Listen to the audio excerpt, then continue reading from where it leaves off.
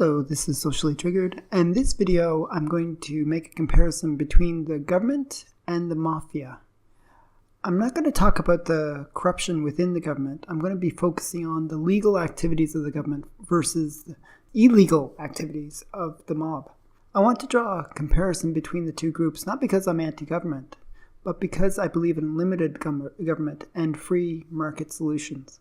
In many ways, the government is a monopoly. The system where it can create the very rules to prevent anyone else from infringing upon its monopoly. Often, what is considered illegal is something which is in direct competition with the government. I'm Canadian, so this video is going to be looking at the Canadian governments with some notes about our neighbors to the south. So I created basically a chart with the various activities of the mob, and we're going to see if those same activities happen within the government. So we'll see how the government compares to the mob. So if you look at the chart, I have sort of laid out the main activities of the mob. The mob was known for alcohol, controlling alcohol, drugs, gambling, extortion, money laundering, kidnapping, prostitution, racketeering. So how well does the government stack up against that? Do they do the same activities? Well, let's find out. During the 1920s, alcohol was prohibited within the United States and briefly in Canada.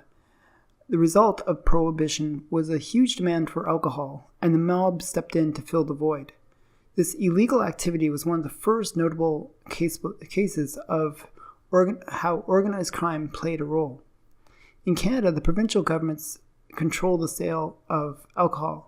We have in Ontario, it's called the LCBO. So basically we can check that and say, hey, the government controls alcohol, just like the mob did in the 20s.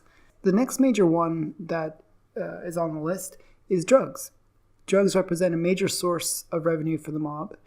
The illegal drug trade within Canada is about $17 billion. And the Canadian government plans to manage and control the marijuana drug industry and generate about $5 billion in tax revenue per year. So again, the government would be another check mark there for the fact that it's going to basically get involved within the same industry. So the next one on the list is gambling. Gambling is another major revenue stream for the mob. In the 1920s, speakeasies, where you could go get your alcohol, you could go also there to gamble. In 1931, Nevada legalized gambling throughout the state.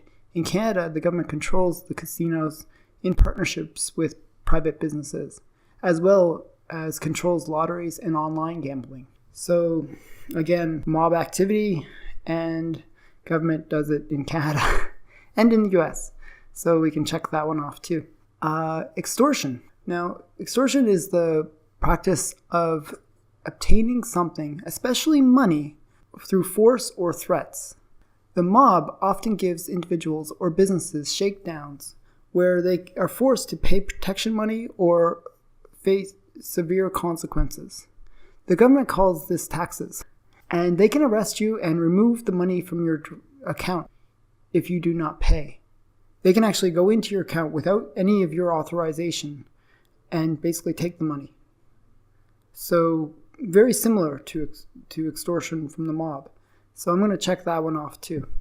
Money laundering is the next one. Money laundering is the process of making illegally gained proceeds, i.e. dirty money, appear legal or clean. Typically, it involves 3 steps: placement, layering, and integration.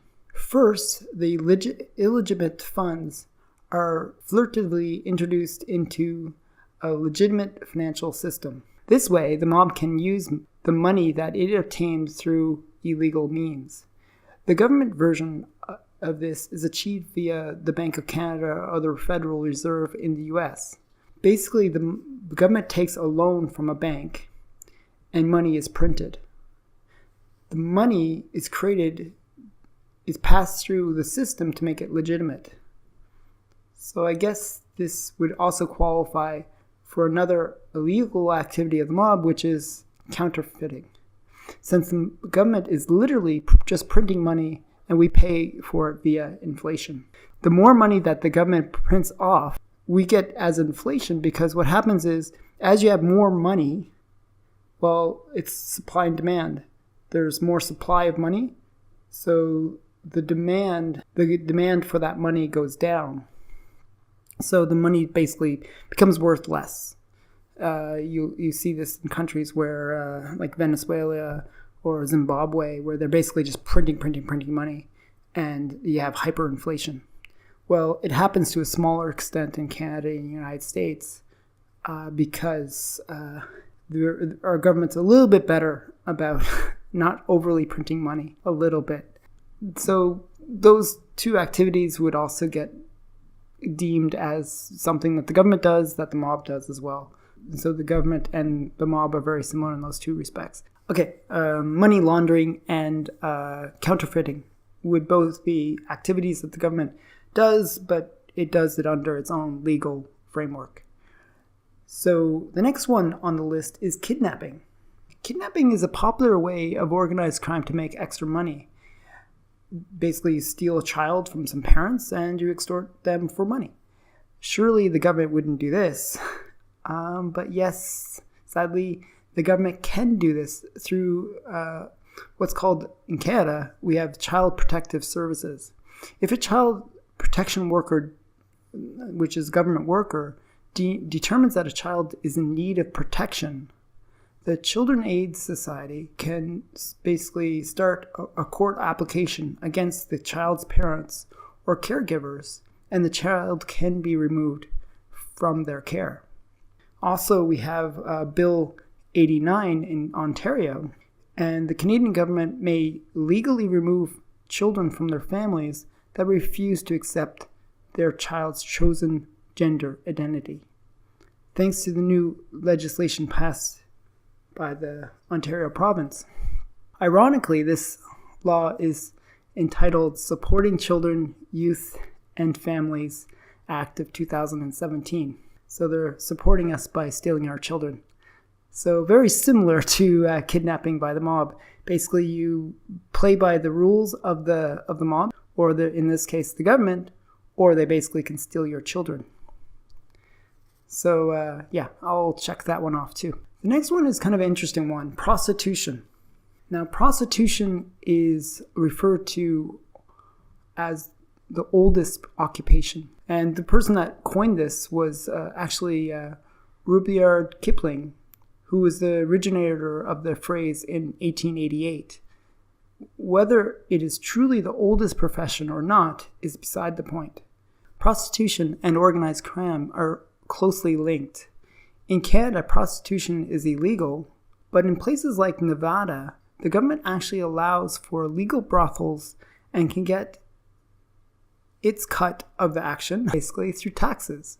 So there are moves to change laws in Canada to allow the same sort of activity and to legalize brothels. If there's benefits for doing so, why not just make the whole process legal? Yeah, I'm not going to get into that debate too much. But the point is, it's an activity that the government might start doing more of and might get into the control of. So I'm going to not check this one. I'll give it an X for now, but we'll watch out for that later. So the next one on the list is racketeering. Racketeering is most often associated with organized crime. The term was first coined by the Employers Association of Chicago in 1927 in a statement about the influence of organized crime in the Teamsters Union.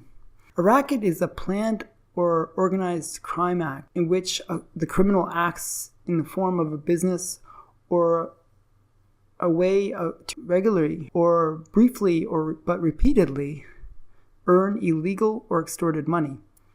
A racket is often a repeated or continuous criminal operation.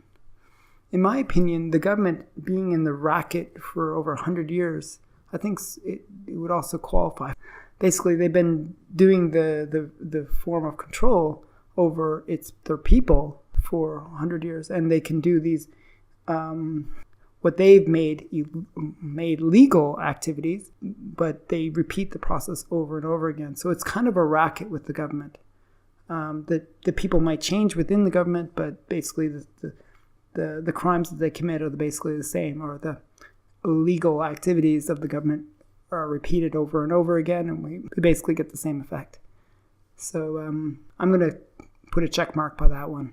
So overall, the difference between the government and the mob is the difference between legal versus illegal. Since the government conveniently creates laws, what was once considered illegal and possibly immoral can be made legal.